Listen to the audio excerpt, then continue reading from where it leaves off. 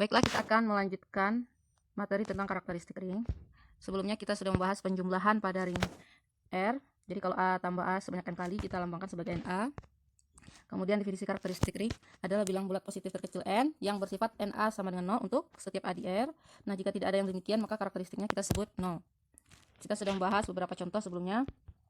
Di ring Z5 karakteristiknya 5, di ring Zn karakteristiknya N, kemudian di ring ZQR memiliki karakteristik 0. Seperti itu. Dan kita sudah menjawab pertanyaan ini. Yang pertama, ring M2Z karakteristiknya adalah 0, M2Z2 karakteristiknya adalah 2, kemudian ring M2Z3 karakteristiknya 2 juga, M3Z6 karakteristiknya 6, kemudian ring 2Z karakteristiknya adalah 0. Nah, sekarang kita akan masuk ke bagian berikutnya, memperkenalkan ring Z cross Z atau Z kali Z ya. Nah, ring ini kita anggotanya berbentuk pasangan terurut. Jadi berbentuk A, B begitu, C, D. Ini adalah elemen dari Z kali Z. Operasi penjumlahan di ring ini, anggota pertama dioperasikan, ya A dengan C, B dengan D dijumlahkan. Jadinya A tambah C dan B tambah D.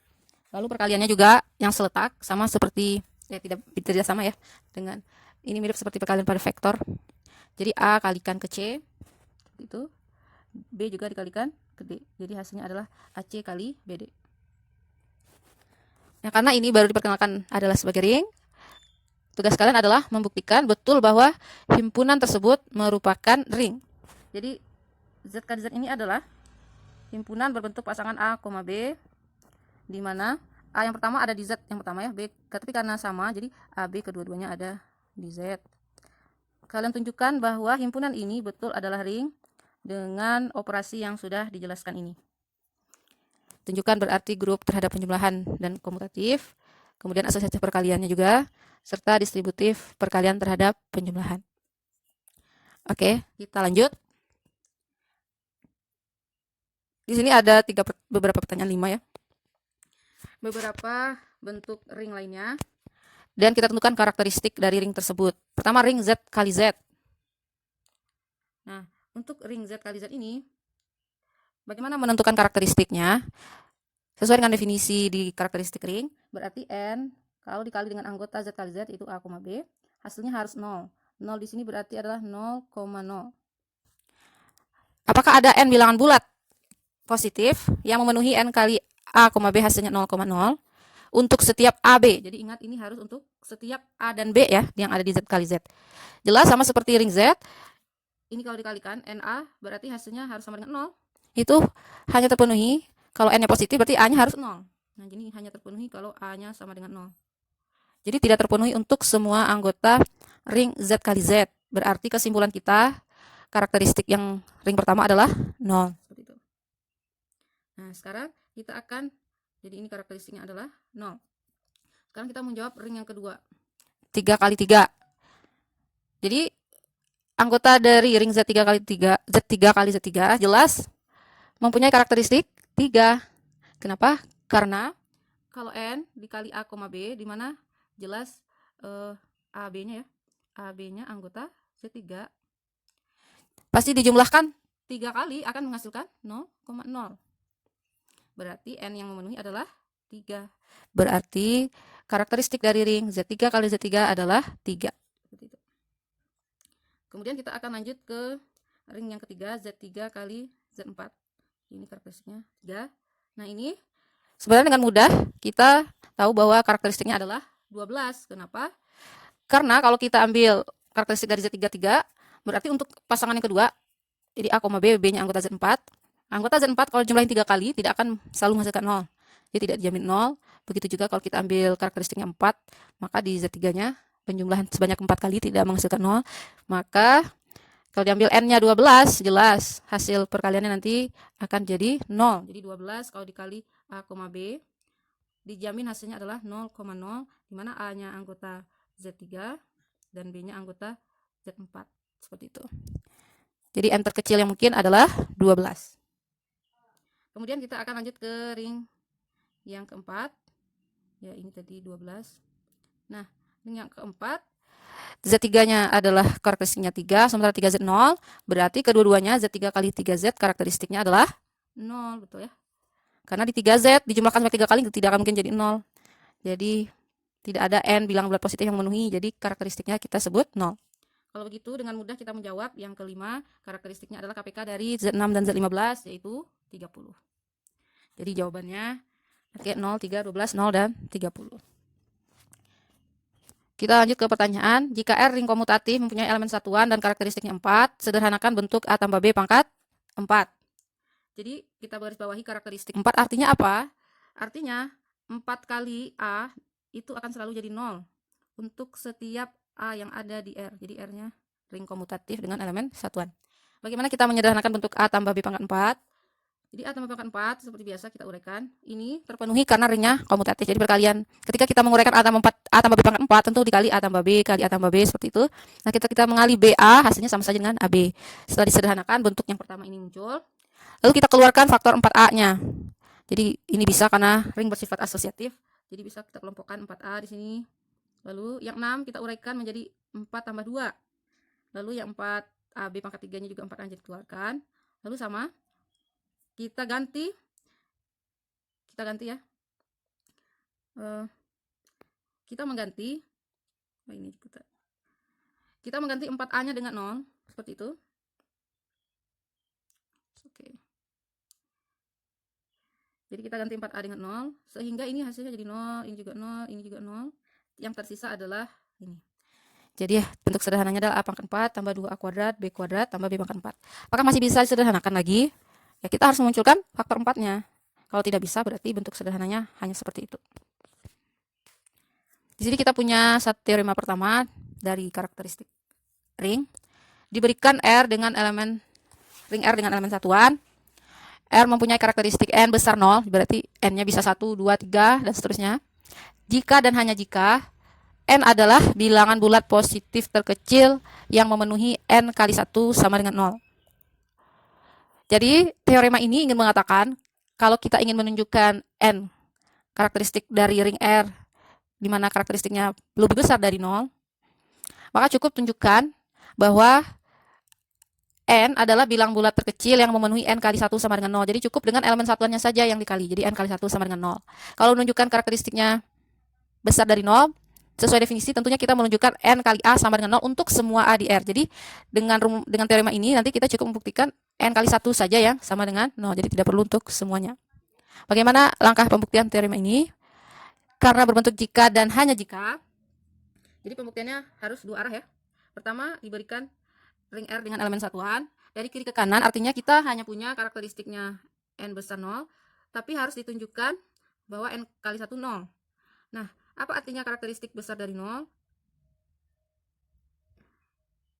Artinya NA sama dengan 0 untuk setiap A di R.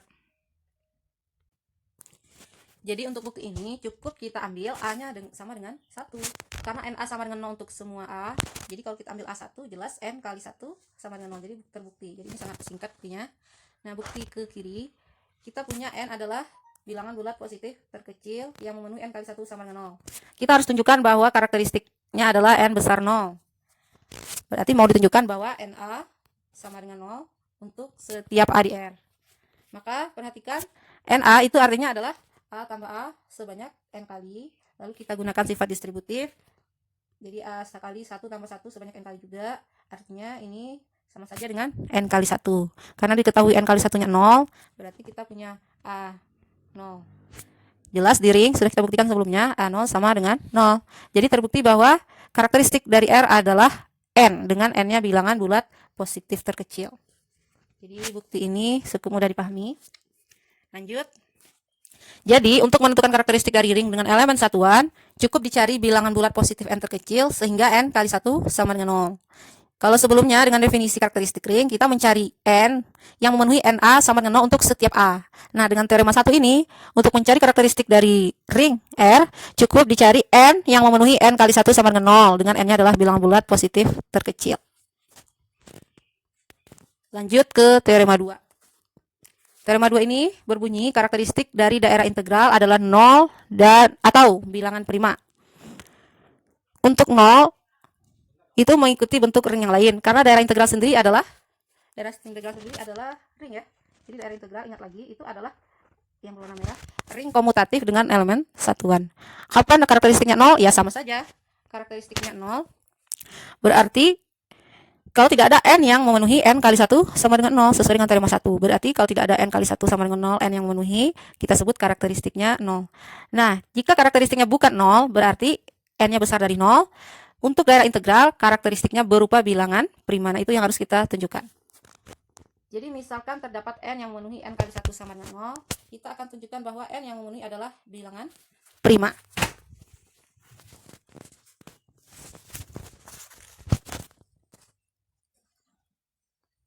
Bagaimana cara menunjukkan n bilangan prima? Kita misalkan n sebagai perkalian s kali t. Jadi kita tunjukkan, nanti kita tunjukkan bahwa s atau t-nya itu hasil n. Di mana st-nya itu merupakan bilangan dari yang lebih kecil dari n, tapi besar dari 1. Perhatikan bahwa 0 adalah n kali 1, seperti yang sudah kita punya sebelumnya, bahwa n memenuhi n kali 1 sama dengan 0. Berarti 0 sama dengan n kali 1, lalu kalian ganti n-nya dengan S kali T. Nah, ST sendiri jelas karena ada elemen satuan, ST bisa sama dengan S kali 1 kali T. Lalu kita pisahkan menggunakan sifat asosiatif, jadi kita punya S kali 1 dikali T kali 1, itu hasilnya adalah 0. Nah, karena kita punya daerah integral, kalau perkalian dua bilangan hasilnya 0, haruslah yang pertama 0 atau yang kedua 0. Jadi haruslah S kali 1 yang 0 atau T kali 1 0. Tidak bisa tidak 0. Jika S kali 1 0 dan T kali 1 0, padahal tadi kita punya bahwa n ini adalah bilangan bulat positif terkecil yang memenuhi n kali 1 sama dengan 0. Kalau S kali 1 0, T kali 1 juga 0, padahal tadi dimisalkan ST itu di antara 1 dan n, maka mau tidak mau S-nya yang harus n atau T yang n. Seperti itu. Karena n adalah yang terkecil.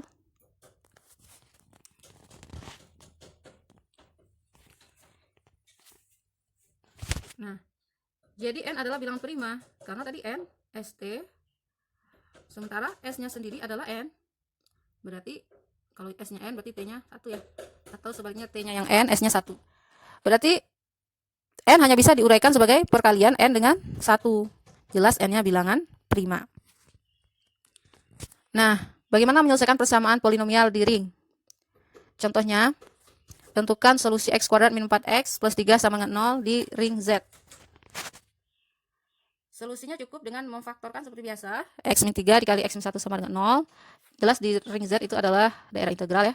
Tidak punya pembagi 0. Jadi mau tidak mau, X kurang 3-nya yang 0 atau X min 1-nya yang 0. Kalau X min 3-nya 0 berarti kita peroleh X sama dengan 3. Lalu bisa juga X sama dengan 1. 2 itu adalah solusi dari persamaan kuadrat tersebut. Tidak ada solusi yang lain.